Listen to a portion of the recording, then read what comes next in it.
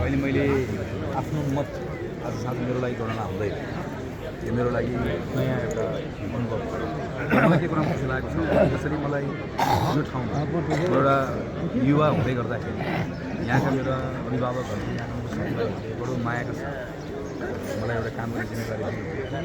आज मैले पनि माथि उमेरमा गइसकेपछि मैले त्यो बेलाको मेरै उमेरको सचिन तिमल सिन्हालाई आज यहाँ मेरो मताधिकार प्रयोग गरेर हिजो मैले काम गर्ने जिम्मेवारीमा पुग्ने गरेको एउटा त्यो अधिकार प्रयोग गर्न पाउँदै गर्दा मलाई खुसी लाग्छ। जस्तो सभापतिज्यू तपाईँको यति बेला निर्वाचन क्षेत्र जुन ठाउँमा भइरहेको छ तपाईँ उम्मेदवार रहनुभएको त्यो ठाउँमा झडप भयो भनेर यति बेला खबर आयो कुनै जानकारी पाउनु भएको छ तपाईँ?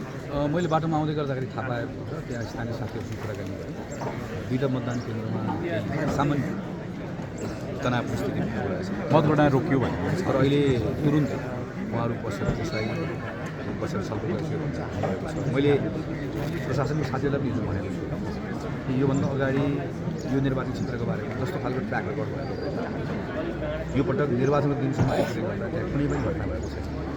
सबैजनाले भन्नुभएको छ पहिलोपटक चाहिँ तपाईँ यहाँ आइसकेको जाति हो एकदम सबै ढङ्गले जाति कहीँ कतै कुनै झगडाको घटना प्रोभोक गर्ने कोसिस नभएको बेला बेला प्रोभोक गर्ने कोसिस गर्नु तर मैले त्यो प्रोभोक गर्ने कुराहरूलाई हुनु हुँदैन। प्रोभोक गर्ने आज पनि म त्यो मलाई के विश्वास हो अलिअलि तनाव स्थिति भयो भन्दाखेरि हामी त्यसलाई सम्हाल्छौँ किनकि नेपाली कङ्ग्रेस पार्टी यहाँको मूल पार्टी हो। हामीले त्यो घटनाहरूलाई त्यसलाई हिँड्न नदिने कुरामा हाम्रो अतिरिक्त भूमिका हुन्छ। जस्तो मतदातासँग आज बिहानैबाट तपाईँको त काठमाडौँ 4 मा भेटिरहनु भएको होला। अब तपाईँ एकछिनपछि प्लेनको टिकट छुटेर पनि फर्किरहनु भएको छ, त्यहाँ गएर भेट्ने होला। मतदाताले के भनिरहेका छन् कुनै कुरा बुझ्ने प्रयास गरिरहनु भएको छ? म त्यस्तो धेरै अन्तर्क्रिया गर्न त पाएको छैन तर अब यो ठाउँमा आउँदै गर्दाखेरि फेरि एकछिन उहाँहरूले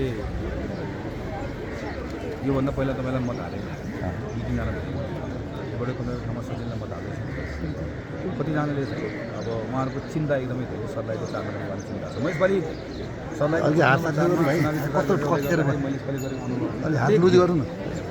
मैले के अनुरोध गरेँ अब प्रत्येक दिन 10जना 12जना साथी ढिलो भइसक्यो के सर्लाही जाने छ ढिलो भइसक्यो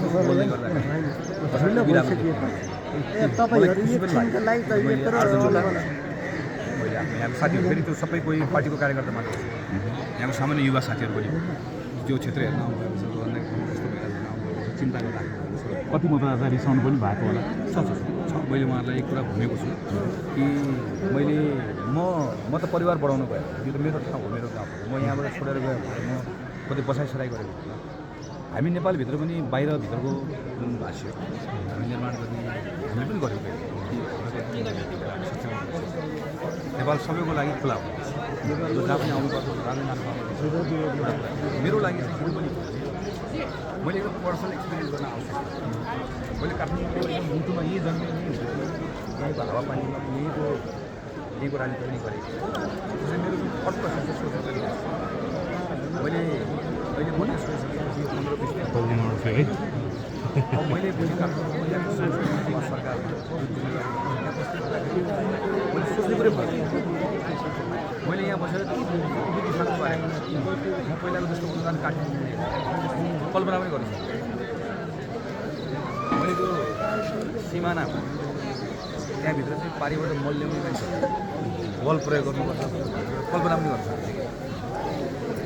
मैले त्यो सरकारले बजेट बनाउने कुराको सन्दर्भमा अरूको बजेट काटेर मधेसको बजेटको फेर्ने कुरा पहिलो वर्ष अरूमा पैसा लाग्छ बरु काटौँ मन्त्रालयको एउटा काट्ने नराख्ने कुरो म कल्पना गर्छु। मैले त्यहाँ गएर के देखेर हामी मान्छे अहिले यस्तो अवस्थामा पनि बसिरहेको सकिएर म एज अ पोलिटिसियन थिएन भनेर भन्नु कुरा पनि